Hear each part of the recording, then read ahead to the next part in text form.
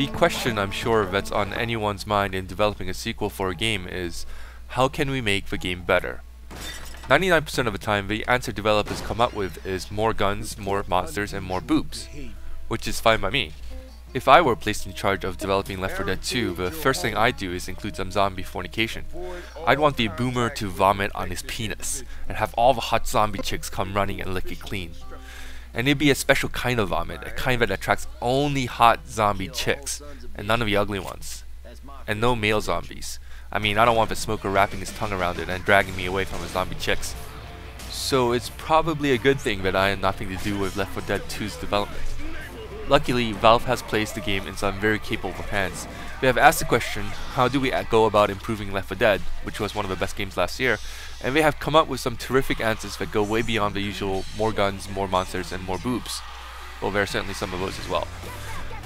The main difference between Left 4 Dead 2 and the original is that sense of chaos. Don't get me wrong, the first game had that sense of chaos as well, but it was a controlled chaos.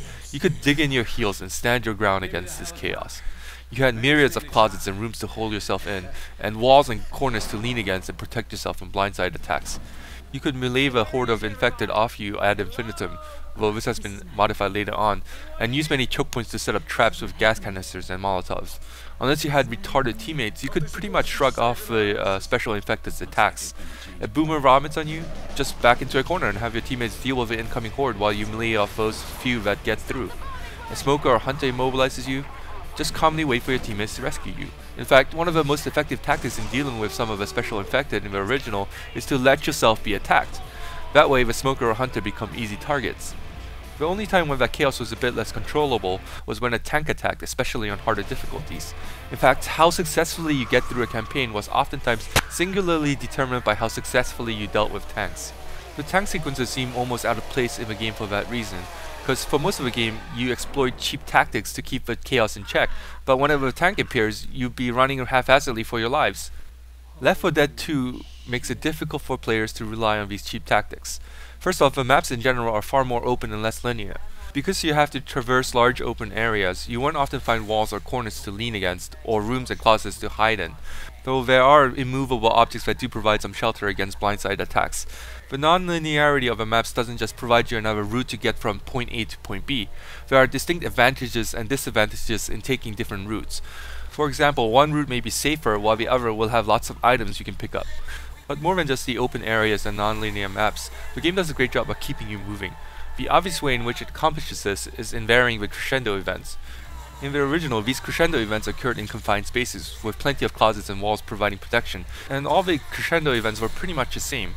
But in Left 4 Dead 2, they usually occur in wide open spaces and task you to accomplish varying goals, such as stopping an alarm that you triggered in point A by hitting an off switch in point B, meaning that the sooner you get to point B, the sooner the crescendo event stops, or filling up a gas tank with gas canisters strewn about throughout the area.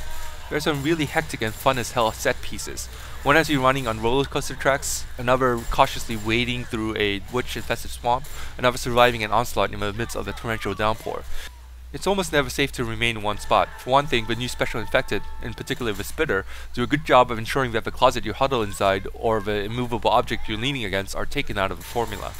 Also, the way in which a group of special infected can work together is so much more dynamic and interesting than in the first game. In the first game, there were basically only two ways to work together. Have a smoker or hunter snare one of the survivors, and then have a boomer vomit on the rest so that they can't save a snared survivor. And that rarely happened in campaign mode against the AI. But in Left 4 Dead 2, the charger, for example, can charge one survivor and haul him quickly to the other side of the map, and while everyone's distracted and trying to shoot down the charger, who has a hefty amount of health points, have a smoker or jockey attack the guy who's farthest away from the group and drag him away. Or while the hunter pounces a survivor who's around the corner from the group, the spitter can spit at the ground in between the pounced survivor and the others, and make it difficult for them to save him or her before the hunter inflicts some serious damage. The sheer number of different special infected and the variety of ways the special infected can work together makes it difficult to just dig in and stand your ground. Just making the game tougher to exploit with cheap tactics allows for the tank sequences to feel more natural, because they aren't the only times when things will get chaotic. It really opens up the game and makes it so much more nuanced in having the game be about employing sound tactics than about finding and taking advantage of an exploit. Also, in the original, being surrounded by a horde of infected just meant you had to unleash a barrage of shots wildly all around you. Being surrounded wasn't a good situation to be in, but it wasn't a panic-inducing experience as it is in Left 4 Dead 2. In Left 4 Dead 2, being surrounded stunts your movement significantly. The screen will shake violently, affecting your aim. You can't melee them off you ad infinitum, and your ability to circle spray the surrounding infected with shotgun shells is hampered. Being surrounded feels appropriately like a life and death struggle. As for weapons, you still get the traditional machine gun, shotgun, and sniper rifle variety of weapons that you did in the original, and there are still 2 tiers for each weapon type. But there are now 2 varieties of each type in each tier. For example, there are 2 shotguns that are classified as tier 1 weapons and 2 shotguns as tier 2. The main difference between the guns of the same type and tier lies in accuracy and amount of damage per hit. The difference between them will not be all that noticeable in lower difficulty settings, but they will become dramatic in the higher. Having the right gun for the right situation becomes that much more crucial in Left 4 Dead 2, and you're rewarded if you coordinate with your teammates and have a variety of weapons between you and your teammates instead of just picking whichever is your favorite.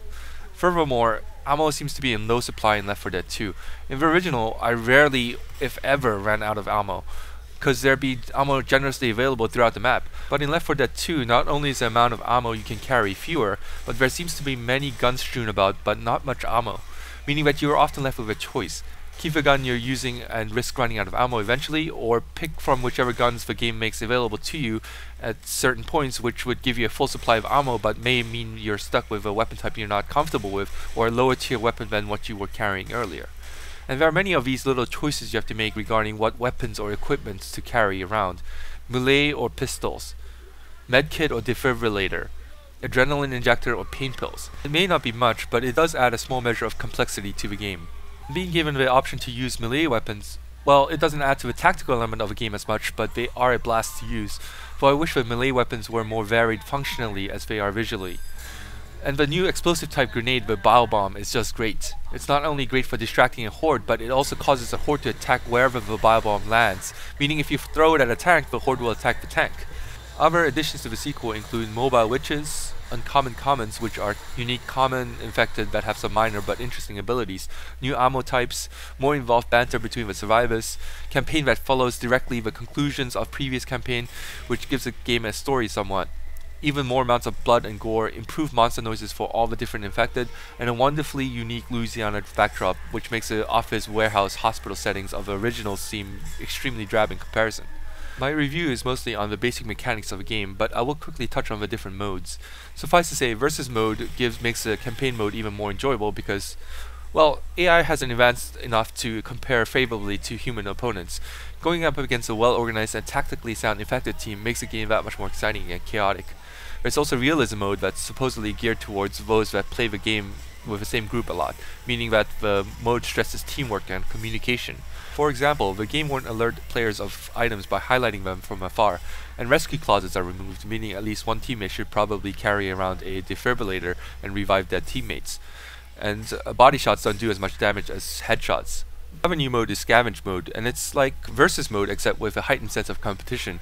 You join a team and you compete against another team. You take turns as both the infected and survivors, and your goal is to fill up a generator or a car or whatever with more gas cans than the other team. There's just a lot of strategy to uncover, and I can see this mode easily becoming the most played and having the most potential in the long run, especially if you're able to form a team of friends with whom you play together consistently. Beware, if you're planning on playing with bots, you may find your botmates to be shockingly stupid. I haven't really noticed that level of stupidity, but many others have. The main complaint I have with the bots is that they just won't follow me closely. They like to keep about 20 feet behind me, which can be a problem, especially when you're trying to get to point B as quickly as possible, so you can turn off the alarm that's causing the crescendo event. Botmates also don't seem to like picking up medkits, even if they're really low in health. I haven't noticed much else besides these issues, but the general consensus seems to be that the botmates AI is far worse in Left 4 Dead 2 than in the original. Valve was criticized widely when they announced that they were working on Left 4 Dead 2, mainly by gamers who felt that a sequel wouldn't offer enough changes to warrant a full price tag. I was skeptical as well, but after having played the game, I feel confident that Valve didn't decide on developing a sequel so soon after the release of the original purely for the sake of cashing in on a successful product. They really put a lot of thought into answering the question, how can we improve the original? They went so much further than the usual more guns, more monsters, and more boobs philosophy in designing sequels, came out with some brilliant tweaks and changes that make Left 4 Dead 2 so deliciously chaotic and wonderfully nuanced.